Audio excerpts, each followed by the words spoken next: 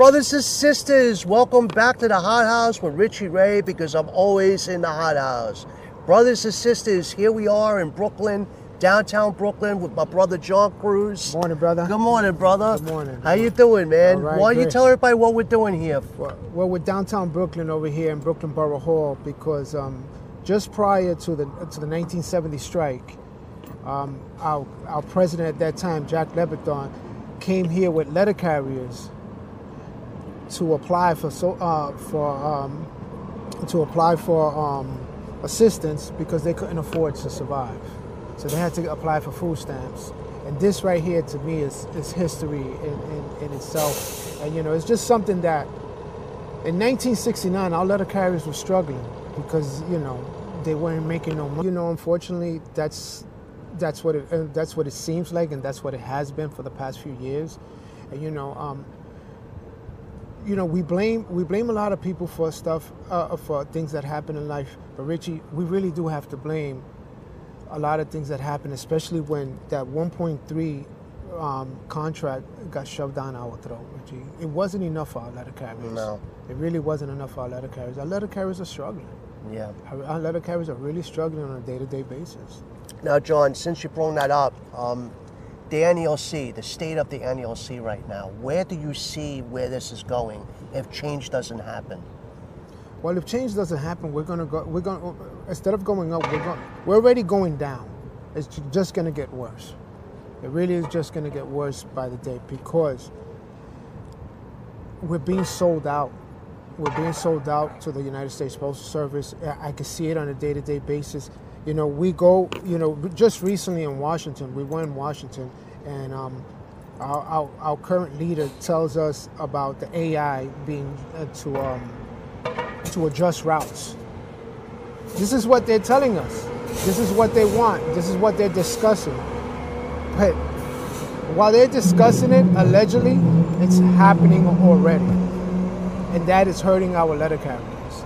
That is hurting our letter carriers, destroying our letter carriers, and we're going to lose more routes. We're going to push our membership out, and we're going to lose more membership little by little. My brother, listen, the reality here is that National hasn't done nothing for us. We're sinking. You're president of Branch 41, Brooklyn and Staten Island. You're the chief steward. You oversee everything. You see all the repetitive grievances, correct? Yes. It's disgusting. And there's no help with the DRT. There's no help with the regional office. There's no help with National. In fact, I'm going to add this to it. We've been blackballed as a branch in our region because of the merge. Yeah, you're 100% right. Not only that we've been blackballed, I'll tell you a prime example. Not so long ago, we sent back to the DRT requesting to review this case, to review a certain case. This happened about 3 months because what they wrote was wrong. It gets reviewed. We get a phone call from somebody, because I can't say who. Right. Unfortunately, I can't say who. Yeah, right. They said they're going to change the language. They're going to amend the decision, but it's taking this long because it was a political thing against my branch. So guess what? Not only do we get threatened in the post office and we get blackballed by management in the post office, we get blackballed by our own union officials. It's crazy. So once you stand up and you believe in something that's right for the membership and you fight for your membership, you get blackballed also at the station level. I remember back in 2024 when we first started discussing the merger and it started going public. We were in New Orleans at the rap session. I remember us standing outside in the lobby. Me and you were standing there by ourselves with our delegates, but we were out there by ourselves. No one came over to say hello to us. No one in our region came over to say, and I said to you, why isn't no one talking to us? And you says, because they're fucking afraid. They're afraid. Listen, a lot of people are afraid. I don't understand what they need to be afraid of. we're just the rank and file member. We're rank and file members where we sit in a leadership position. But what we do, Richie, especially you, how hard do you work on a day-to-day basis to make sure these grievances are filed, to make sure this is done, to make sure, you know, we talk every day. We talk every day. Hey, Rich, this. Make sure we take care of this. You're on it right away, Rich. You know, you dedicate your life to this. Yeah. And then, once you dedicate your life to it, we become the bad. You know, we become the bad. Listen, Richie. You know, I've spoken about this before. You know, when I was put up for removal for sanctioning a strike in March of 2020. No one was there for me. No one. Richie, no one. At that time, the current MBA spoke to me, called me, left me hanging. At that time, the current national president assigned my case to the current president right now, which is at that time he was the executive vice president. Right. To this day.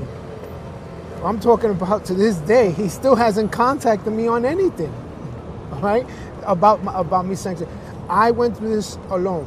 Orlando Gonzalez was assigned to me by at that time, the current MBA.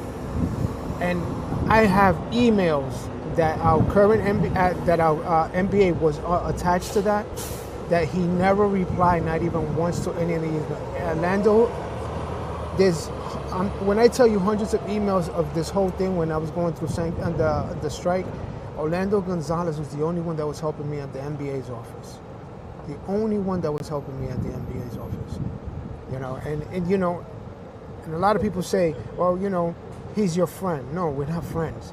We are friends. We're always going to be friends. Yeah. We're always going to be friends. But when it came to business, he handled his business like he does. Right. Yeah, I mean, I call Gonzalez a friend too, but when I first met him, we weren't friends. We built that relationship as time went on. You know, when you deal with somebody every day, you're going to wind up becoming friendly with them. You would think anyway, you know. But right now, the NELC state, I mean, honestly, how scared are you with what's happening right now? I mean, this is no joking around right now. This is serious business. To be honest with you, you know, I always tell you, I got a little bit of time left. Yeah. Right? But that's how scared I am. I don't know if in this little bit of time that I have left, how much more power we're going to have. Right. That's why we need change. Right. We really need change. And this is why we need you to stick around a little bit longer than a little time. I plan to stick around. I always say I could leave in a few years. Yes, I could, but I'm not ready to. No. I'm not ready to. As long as I have that fight in me, I will continue to fight, and I will be around. And my goal is to make sure that when I leave, people like you know, Jeremy, Jonathan, Hector, A-Rod, Matt Lennon, you know, Carmelo, these are people that are still got that fire in our branch. Right.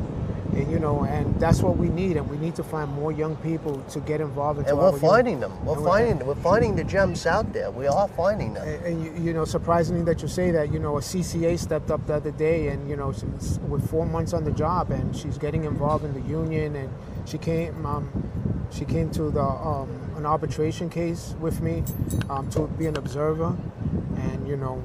And this is great that we're starting to find these young people. Yeah, and we're about opportunities here.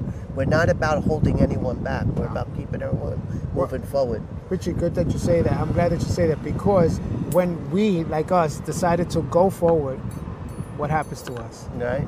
We get mistreated because we decide to go forward. Yeah. But I love that you say that. Yeah, you know. No, I mean, you know, I think that's why everyone is intimidated by Branch 41. I don't think they blackball us. I think they're intimidated by us because we have a different mindset. We think outside of the box. We're not the status quo.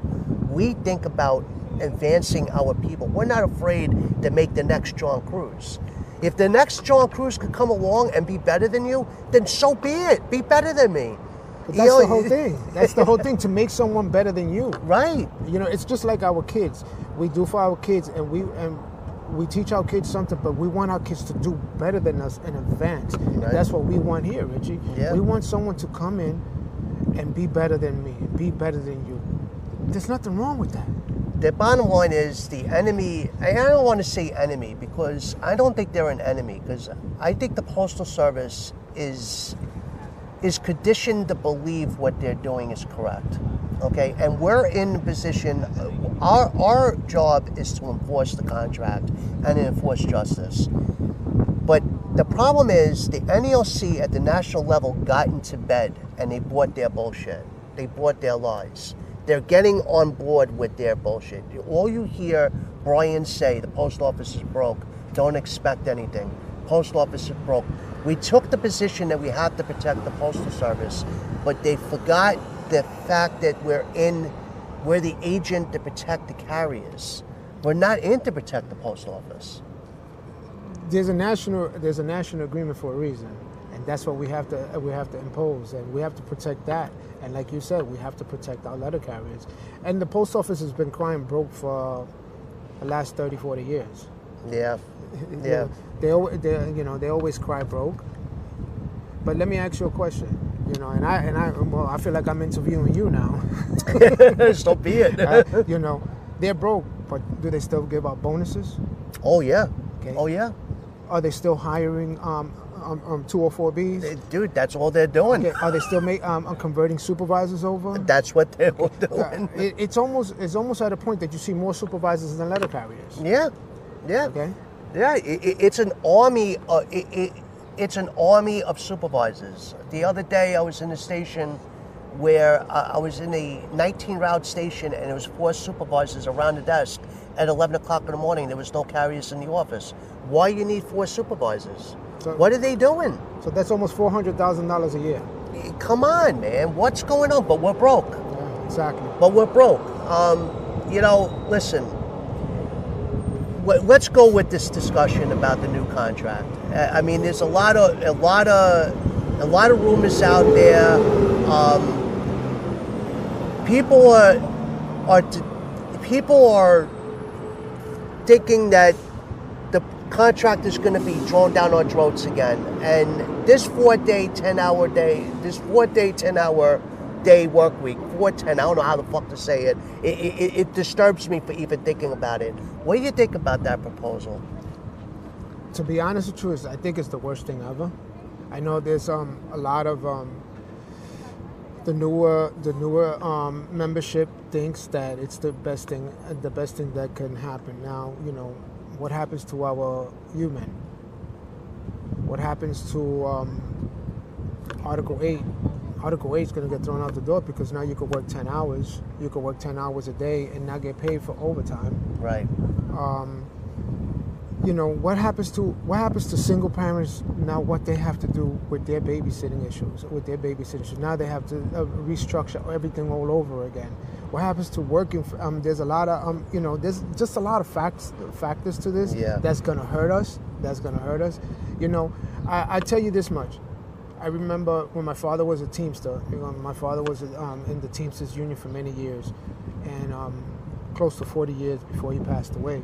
And one year they came out with that 410 contract, 410, and the life of a truck driver is very difficult as it is. And, you know, because you're not guaranteed, you know, that you'll be back in 10 hours. Right. Because, you know, but they after that contract was over, they took that out right away. They took that 410 out right away because they said it was just the worst thing ever. Right. It was just the worst thing ever that could be done. And you know, in D.C., you know, our current leader stated that he was the one that proposed this. Yes, he did. He stated he was the one that proposed this. How is it that you can say, "Oh, I'm going to propose this"? What about us? What you're going to hurt us? Yeah. Listen, at one time they wanted to get rid of 6-day delivery. We fought it out. We saved 6-day delivery. Now we're delivering 7 days a week. Yep. Okay. Now you're going to go from 7 to 4 days a week. Yeah. Come on. What's next? What's after that? I gotta be honest with you, John. And I said this, and I say it again. If we do propose that. If that becomes an tentative agreement and it gets thrown down our throats, I'm going to a lawyer and I'm suing the NELC for all my political fund money that I gave.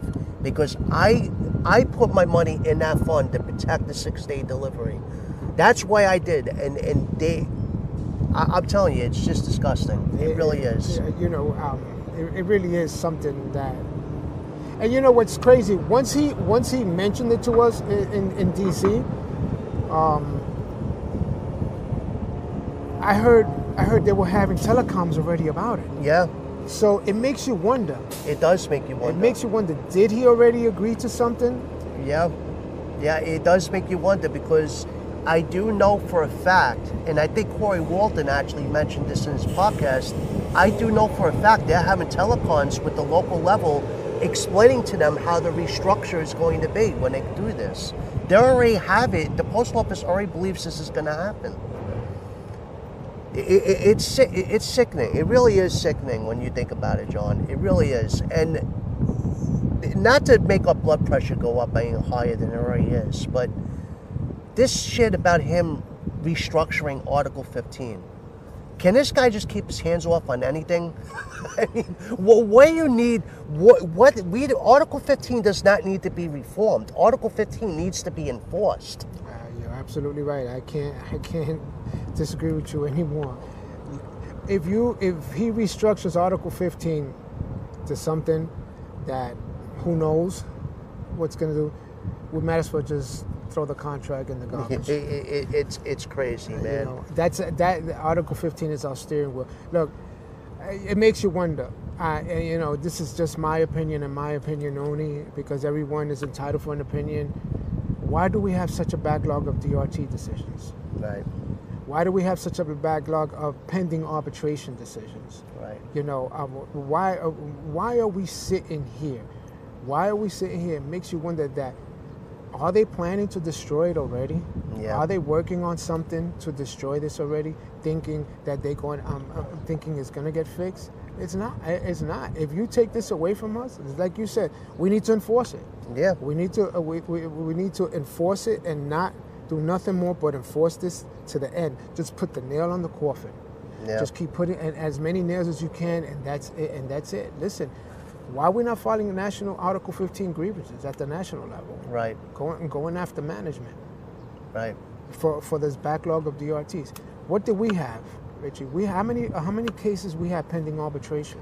We got tons, and not only that, we're still waiting for my HIPAA grievance to come back from 2022. Good luck. Before we did the merge. And now it's like 4,000 pages. Yeah. Was it a doorstop for them? It probably is. It's probably in the shredder somewhere. Yeah, I got to tell you, and I put a lot. And listen, speaking of that, since I brought that up, is it possible that the stewards are getting burnt out from these consequences of these DRT backlogs? Burnout is becoming real. Oh, it is. It's possible. You could see it. Sometimes you can see it on our own stewards, even our veteran stewards. They look defeated. Yeah. They look defeated. They get tired. Yeah. They get tired because it's like Article 15. We win a grievance, whether it's an Article A, a non-compliance. Then we got to do another non-compliance on top of another non-compliance on top of another non-compliance. But the same thing over and over. Yeah. You know. Yeah. It's a non. It feels like we win, but we lose. Exactly. You know, it feels like we win, but we lose. And the worst part about it is if we get someone that's on notice removal and we get the decision that they have to be made whole and they got to be brought back to work, it takes them 2 weeks to bring them back to work. Okay, and then it takes them 4 months to do the 80-38 and the 80-39, and then it takes another year before they even get the back pay. You know, it's funny that you say that about the 80-38 and 80-39. Now they're so backed up on that. It's not completed within 90 days, like they say. Now you're waiting 6-7 months for it just to get processed now. Yeah. Even longer. Now, as a president, what do you say to the carriers that call you and complain about this? I just try to keep them positive. That's all I could do. and I understand everything they're going through, the frustration.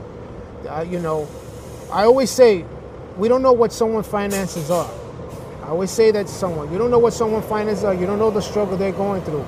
You know, we can't give up on our membership, and I always try to keep them positive. Yeah. Richie, I always try. You know, just the other day, one of our guys who came in from Staten Island came into the branch, and you know, I reached out to see exactly where his paperwork was at. This was in, that decision was done, I think, in February. We did the paperwork. We did the 8039, the 8038, the 8039, and they just processed it June 23rd. So we talk about March, April, May, June. So they just processed it June 23rd. And I gotta be honest with you, John. And I am a big believer in grieving. I always say grieve it, grieve it, grieve it, grieve it. It's happening anyway, grieve it. But it's getting to the point where, how many times are you going to tell someone to grieve something? I mean, it's getting to the point where management is looking at us as a joke. They really are. They lost a lot of respect for the NELC. I remember there was a time when an NELC representative was on that workroom floor. Management had respect. Now management is laughing at us. You're absolutely right. They're laughing at us, and that is the result of our leadership. It starts with our national president, and you know, listen. I always was a firm believer. Show me your workroom floor, I'll tell you what type of shop steward you have. Well, show me your workroom floors, and I'll show you what type of national president we have. Yeah. I can't disagree with you. You know, I remember, you know, our president at one time, Angelo Mangano, and your Paul Alexander, at that time, Staten Island. When they walked in the building shook. Management ran. Yeah, they did. They really did. But you see management saying, "Oh, Angelo Mangano's here." They start. You're 100% correct. You know, they start running. I remember being in my case, and the supervisor used to always go down the aisle at like you know, within 20 minutes, barking out orders about what we have to do. This particular day, Paul Alexander happened to be on the workroom floor. The supervisor was nowhere to be found, and I said to myself, where's this supervisor? Like, where is he? Like, you know, and then I look and I see Paul Alexander standing on the workroom floor, and all the managers and supervisors are in the manager's office hiding. And Paul Alexander was barking out orders. It was just a different world back then. Besides the fact that Paul Alexander was over 6 feet tall, and a big guy, man. But he was a kind-hearted man. He was a lovable man, but he was a non-nonsense president, just like Angelo. These guys are they laid out the path for us. They really did. They really did. You know, it's just like I say it again. You know, Jack Leviton.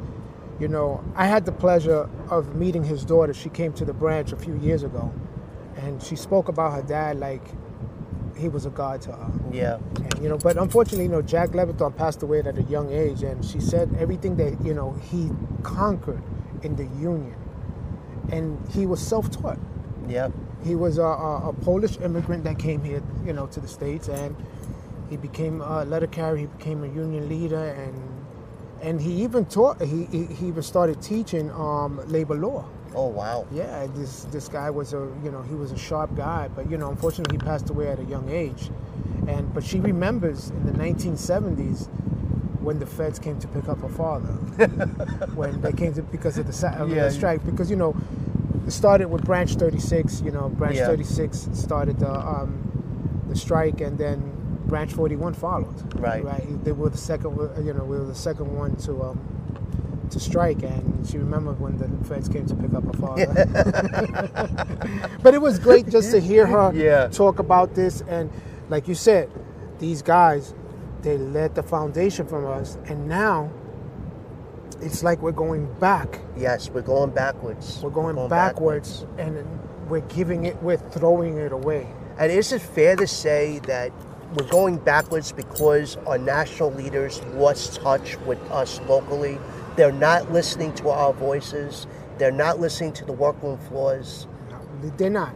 They're not. And you know, and it's true you say. You know, when I came on the job, you know, Vinny was still president, and Vinny used to come to the branch all the time. Yeah. You know, and it was just great seeing him. I wasn't just seeing that. Yeah. And now I think about it, I said, wow. Now I remember.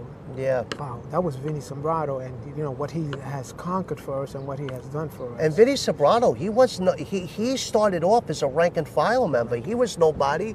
He was just a regular carrier. Just spoke up. He was vocal. He led the whole brand. He led the whole country out on strike. And it's just amazing, you know. And so, you know, this brings up, you know what? Since I bring that up, the one thing I got to say is what we're hearing from social media and everybody, all the whispers out there, the CLC slate has no experience. That's what I hear. That's what I hear. No one's got experience. And where's experience got us?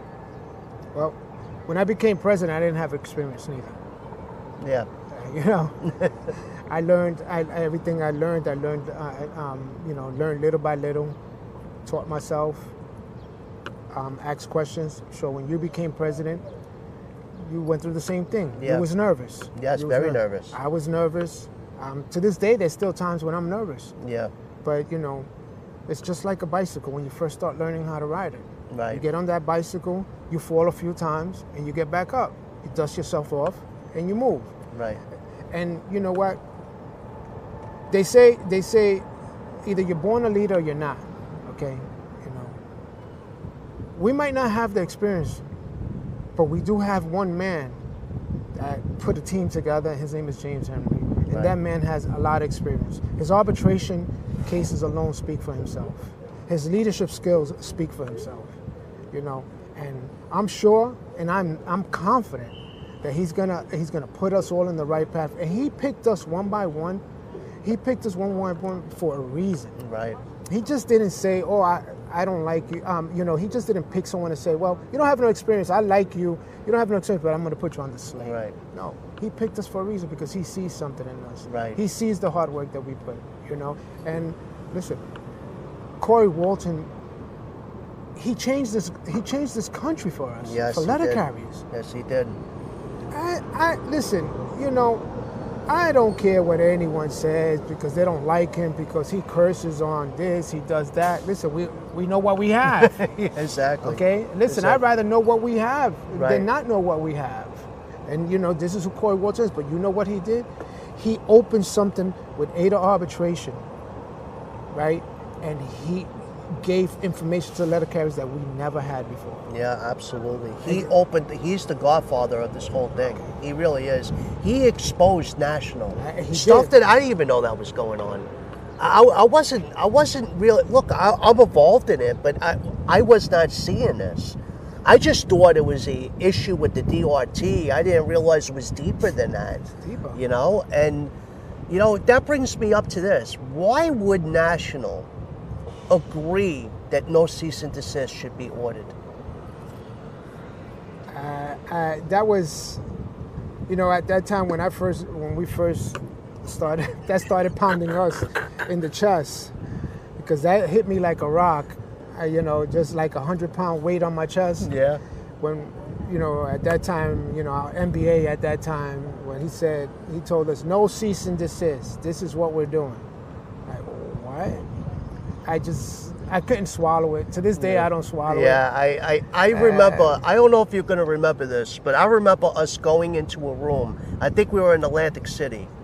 And we started discussing no cease and desist, and we started arguing with each other, but we were arguing with each other on the same fucking thing. And then you finally turn around and goes, dude, why are you yelling at me for? I didn't come up with this shit. We just went red, man. Because we were upset about the whole thing. Holy shit.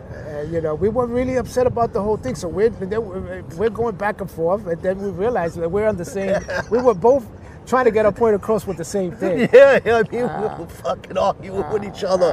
Oh man, that was, man. They really screwed this up. They really screwed this up.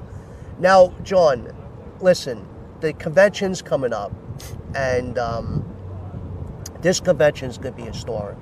it's going to be epic. It's going to be nerve-wracking. It's going to be all different types of emotions. What do you predict that this convention is going to be like? It's going to be a lot of feelings involved. It's going to be a lot of personal stuff involved. Politics is a dirty game, and we will see a lot of dirty tricks out there. Yeah. We will definitely see a lot of dirty tricks out there from a lot of individuals. So the CLC, the whole CLC team has to be on that. We have to be on that A game. Yeah. You know, this right now, this is not about. This is not going to be a fair game.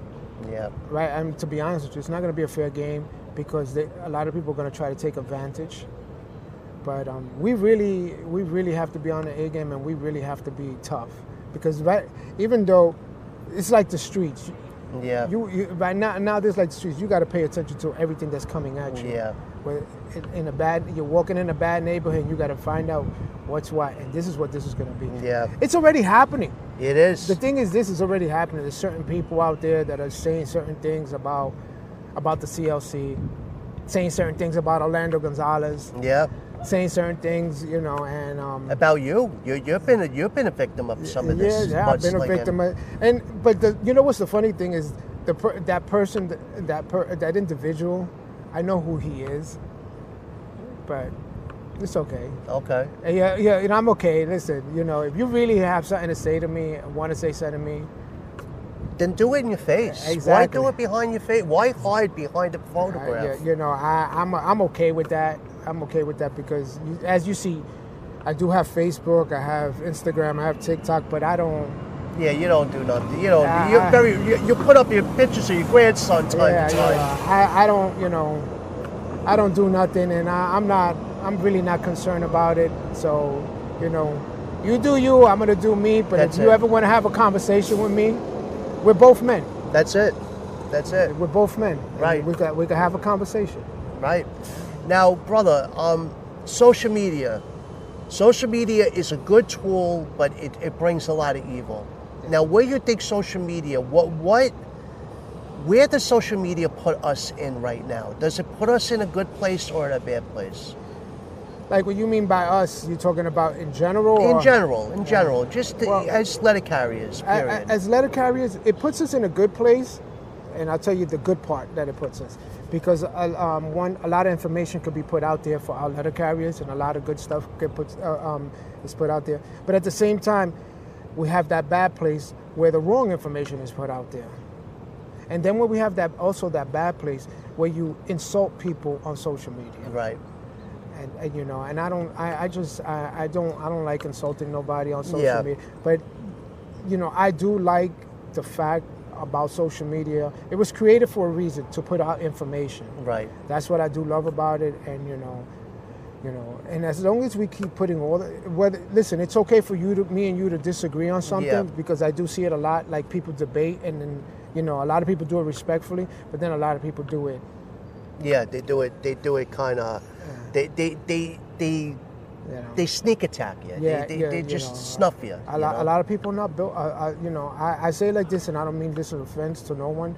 A lot of people not built for that, because you know, insulting someone, it's a mind game, and you could offend someone really bad. Well, you have a saying. It's not what you say; it's how you say it. Yes, sir.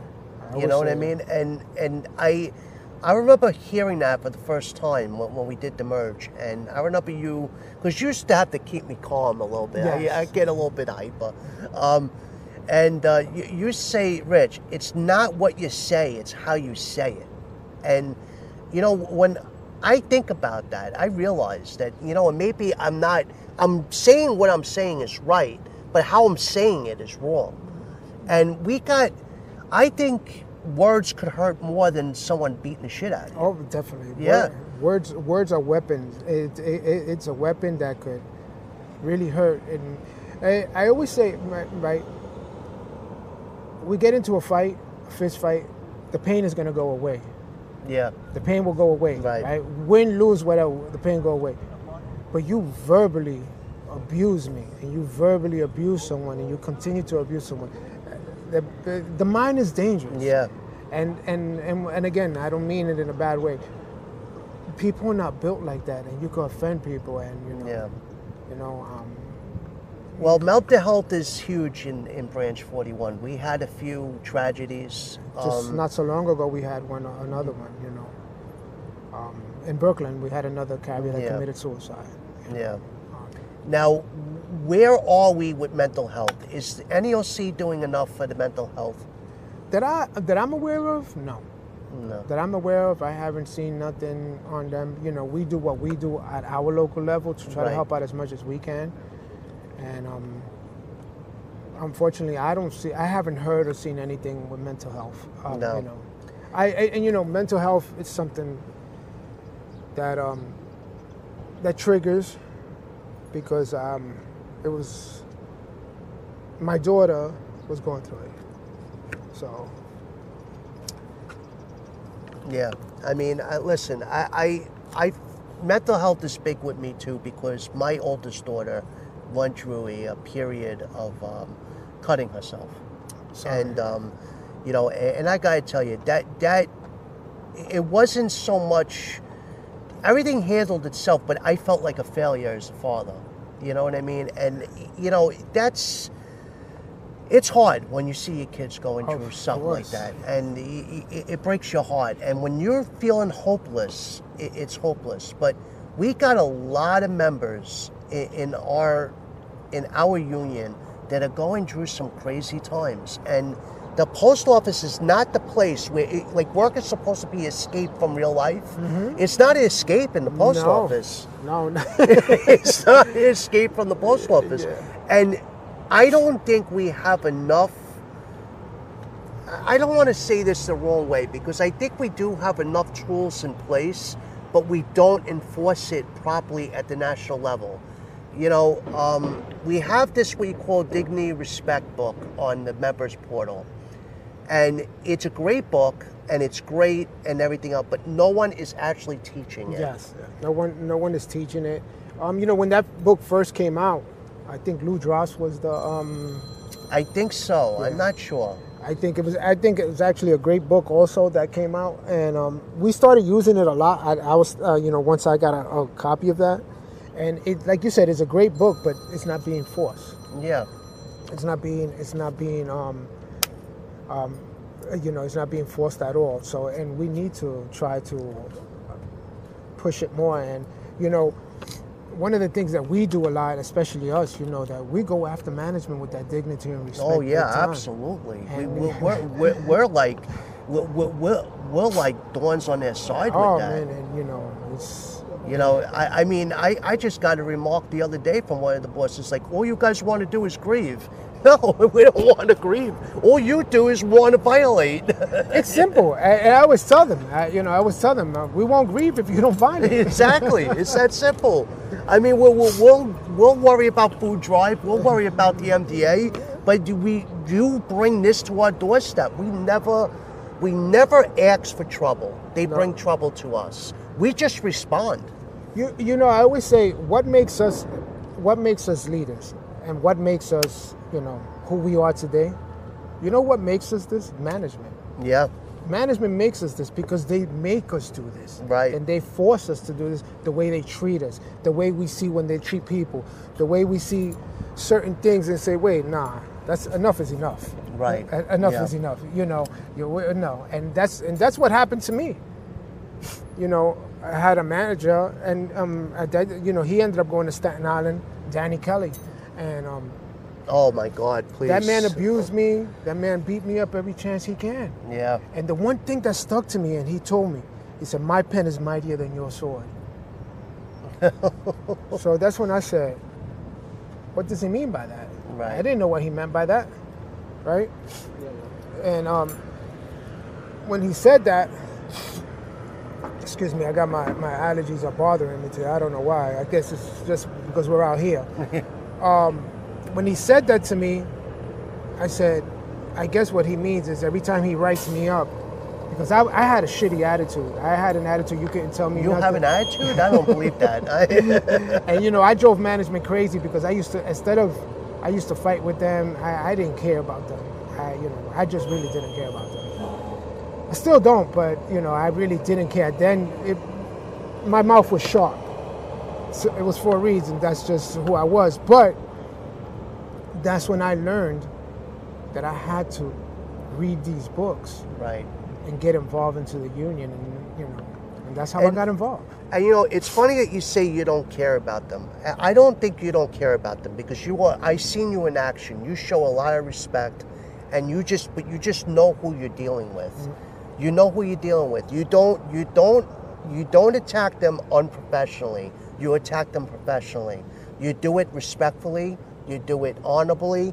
You do it with integrity. Bottom line is, when you go in that room, you sit in that room, you put your position on the table. This is where I stand. Now explain to me why I'm wrong. That's it. That's simple. And they can't do that, then you stand your position. You don't lie. You don't lie to get ahead. You just put it out there. And bottom line is, it's who is right and wrong. And unfortunately, we're right 99.999% of the time. You're absolutely right, and thank you. For you've been there when I've done, I've done these meetings with them, and because what I like to do is, when I go into these rooms, I let them feel like they're in control, but we are in control. Yeah. And I learned this from an old timer. One time told me, he says, just keep in mind, you're the visiting team. You're in their home court, and you make them feel important. But at the same time, you take control. That's it. And I learned that from an old timer one time, that he told me that, and that's how. It took me years to get there, and Well, experience too, and practice. So so I think this experience that I have, that they say that we don't have enough experience. We're war ready. Yeah. I mean, the CLC slate's war ready. Everyone's war tested.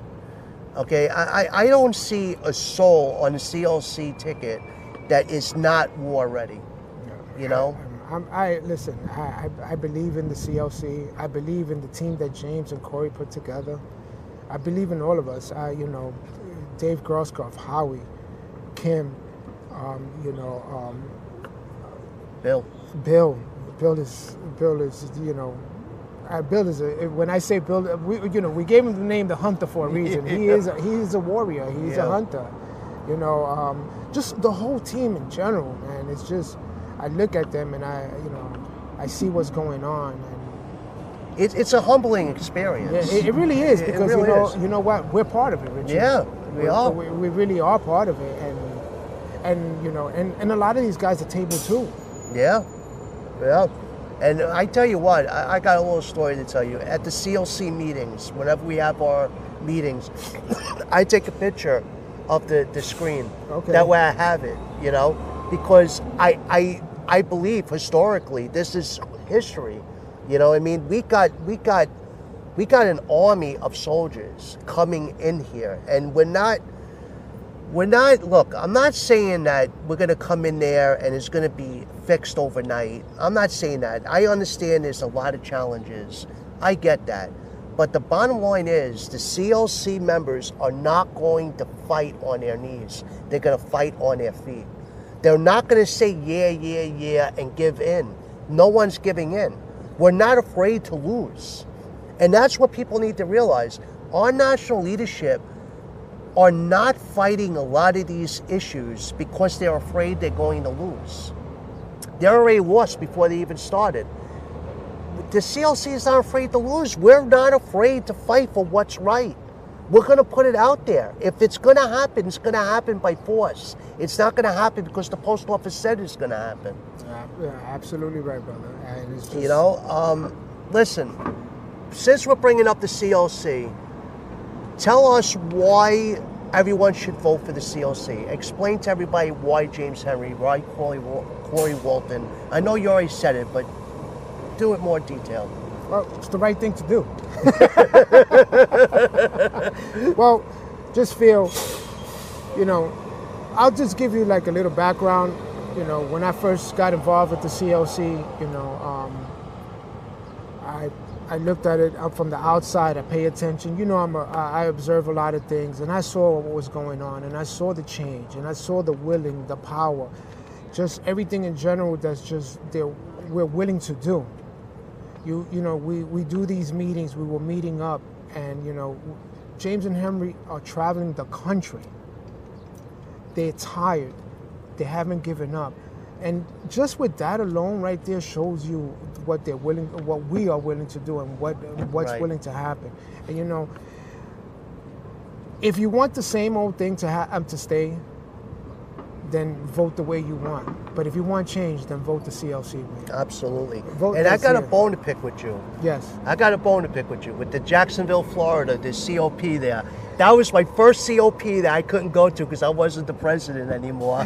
And you son of a bitch got in that first meeting. And I was supposed to be at that meeting. Yeah, and I remember that. That's where Jacksonville, that's where it all started. Yeah.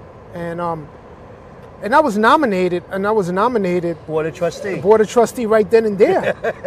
And I, to be honest with you, I knew nobody in there. I was just sitting there minding my business, and I'll bring up the name that the individual that nominated me was Mike Carafe. Mike Carafe was the one that invited us there. Yeah, he nominated me to be Board of Trustee. I'm like, okay, I didn't even know who Mike is. I read up and you texted me, fucking Richie. To be honest, I think it was the first time I met Mike Carafe. Yeah. You know, and I said, I think Corey Walton was in there too. Yeah, he was there. Was. He was there. I still really wasn't I really wasn't involved in the podcast at that time. Really, not much. Right. Then once I met, you know, once I knew who Corey Walton was, I started introducing him to people. I said, hey, like I knew Corey Walton forever. Well, Corey makes it so easy. He makes it so. Listen, the CLC candidates are not just fighters, but they love their people. They love their people. You could have a conversation with James Henry, even when you disagree with him, he'll still have a conversation with you. Corey will have a conversation with you. Don't be fooled by Corey's episodes when he's bugging out with the F word, dropping the F-bomb. He is a warm-hearted man. Very warm-hearted man. And these are men of God. These are sons of God. They live by... One of the things that I've even drawn me closer to the CLC, it's everyone is humble. Humble. Everyone is humble on the CLC, and I love that about Yeah. them. Like you said, anyone could talk to any of the CLC slate. Everyone. Howie, look at Howie. Howie's like... Howie is just... He's amazing. And, He you know, is. everybody, Kim, Ethel, they just all so humble, and everyone talks, and everyone is just... When you stay that level, and you continue to stay that level with the membership, with the ranking file, that's important. That is important. That to me is important. To me, it's important. Look, how many times we go into stations, you know, and the membership comes up to us, we talk to them, Yep. you know, they show us love all the time, you know. You know, I feel, and, you know, I go to D.C. today, and I want to go and talk to somebody, and they're there. You shouldn't tell me I don't have time for you. I'm a ranking file member. Absolutely. You know, I know a lot of letter carriers that have been to D.C. and been turned away from our national president because he said that he doesn't have time. That's ridiculous. That's ridiculous. I mean, that's heartbreaking.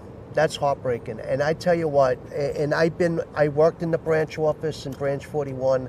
We never turn our backs on anyone. No matter how busy we are, we make the time. We make the time. And listen, you know, you're not going to always get us doing cartwheels.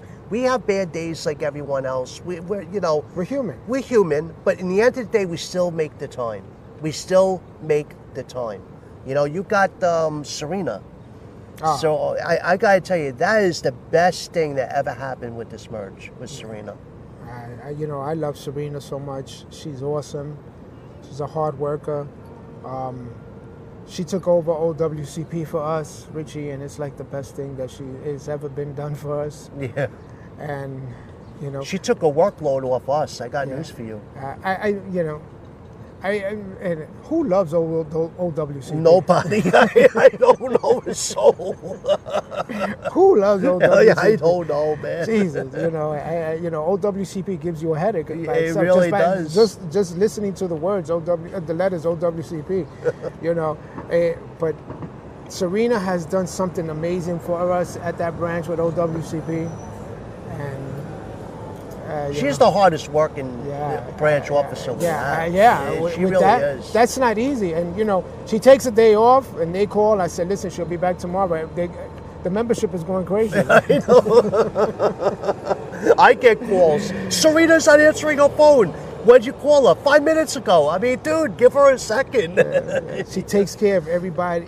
She helps everybody with their CA7s, their CA17s, everything. I mean, she does.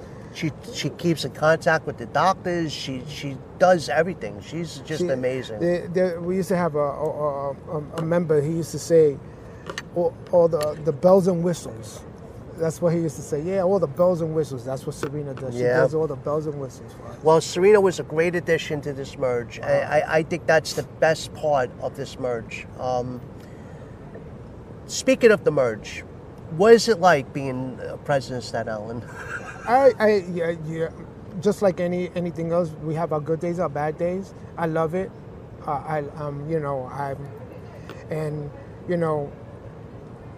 If we could merge with other branches and make us bigger, that would be even great. Yeah. What is it like working with me? Oh, wait, let me tell you.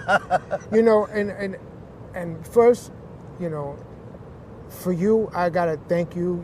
I thank you a lot because giving up your gavel wasn't easy, brother. Yeah. And again, it's not easy for a person that has a position, but you doing that right there, bro, that means a lot to me. And that's without saying, man. You're an amazing man for that, bro. Thank you, brother. You really are. That. And working with you, and there's nothing to it, man. We do what we do every day, and it's awesome working with you, working with Paul, working with all the guys, man. Yeah. And we do what we do, and it's, do we always agree? No, that's fine. But you know what we always do? We always talk. That's it. Okay, we always talk and we communicate. And how many times I say, hey, Rich, I don't look at it like that. And then you tell me, but John, but look, and you break it down to me. I say, okay. Yeah. Now, vice versa. Right. Right. Do the same thing with Paul Marks. The guys. And hey, guys, what do you think? They tell me, okay, we're good to go. How many times I tell you, hey, Rich, what do you think about this? And you tell me, no, okay. Yeah. That's it. And but again, Rich, I must really commend you and thank you. You're a great man for that. No, Rich. thank you, brother. I appreciate that. But listen, this is about the membership. It's not about me. It's not about titles. It's about the membership, and that's what the CLC brings. It's about the membership, putting the letter carrier first. And that's something that James always does. Yeah. James, Corey, like you said, you could call them at any time. They'll call you back. Yeah, he does, and he really does. And I gotta tell you, I interviewed James on Thursday, and he just got in from a flight at 6 a.m. He had to go to work. He got home at 7 o'clock, and he still came on my podcast. That's commitment. Commitment is not the word. He really is a Marine. Yeah, he really is. And you know what? But in the end of the day, a Marine, a union advocate, a union brother, he loves the letter carrier. In the end of the day, he generally loves the letter carrier. John, what's the importance of the carriers to go out and vote? Let's get this clear. How important is it for everyone to vote? I always say, don't complain to me about changes if you ain't going to go out there and vote. Right. We have to vote. It's just like any kind of election. You want changes, you have to vote. You want the same old thing, then don't vote. But we have to really vote for these changes. We really have to vote for these changes. And, I listen, everyone knows I'm Team CLC. I'm always going to be Team CLC. Win, lose, or draw, I'm going to be Team CLC no matter what. I'm going to go down in history with this. And, Branch 41 itself is going to go down in history with this, But we have to vote. brothers and sisters, please, we got to get out there and vote. It's important that we vote for change. We need change in our leadership. We need change in this union. We need change to stand up to the United States Postal Service. Yeah. Because if not, Yeah. you know, We don't have a future if we don't get change. No. We don't have a future. I just made 33 years, and this is the first time in 33 years that I'm a little worried Yeah. if we don't change. Yeah, I'm with you. I'm 26 years in, and I got to tell you, I've been through a lot of transaction, like a lot of changes, and I guess the biggest change was 2006 during the recession. You know, I got to tell you, I have never been this scared before. I always knew there was a light in the end of the tunnel in everything that we faced, but this one, I don't know. I don't know. If we don't get change, if we don't get members to vote and vote the right way, we're in serious trouble. I agree. Yeah, we're in serious trouble. And I got to tell you something. I'm worried about my pension. I really am. I'm worried about it. I agree with you, brother. Yeah. It is really scary. It is scary. It is And, scary. just forget about the pensions. I'm just worried about our contract language. This guy he's picking on, he's changing Article 8. He's changing the quarterlies. He's changing the way we deliver mail. And now he's going to play around with Article 15. I mean, come on, man. This is crazy shit. I honestly think Article 8 didn't need to be changed the It first didn't time. have to be changed. It Matter of did- fact, it made it more complicated. It didn't have to be changed. It just had to be implemented more and make sure that management complies. It's all about enforcement. We already have the language. Just enforce it. Stick to the language and enforce it. Stop giving it in. Stop giving it back. And that's what it is. And if you do the 410, I got news for you. You're changing all of Article 8. You open up the door to change all of Article Completely. 8. Everything has to be changed. Article 41 will change too. Yeah, of course. Everything.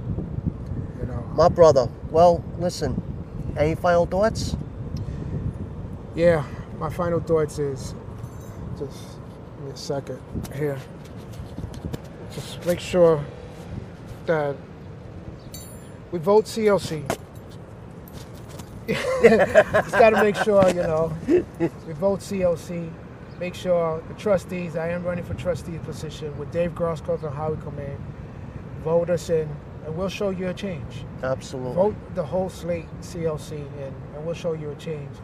And again, brothers and sisters, I'm here for you. I've always been here for our membership locally, and wherever I'm needed, I'll be there to fight. Absolutely, brother. And that's all I have to say about it. All right, brothers and sisters. Well, this is the Hot House. Now, unfortunately, we couldn't do the stream, so we had to record it, but it's here. So, brothers and sisters, on that note, Hot House loves you. Hot House is me, Richie Ray. Peace out.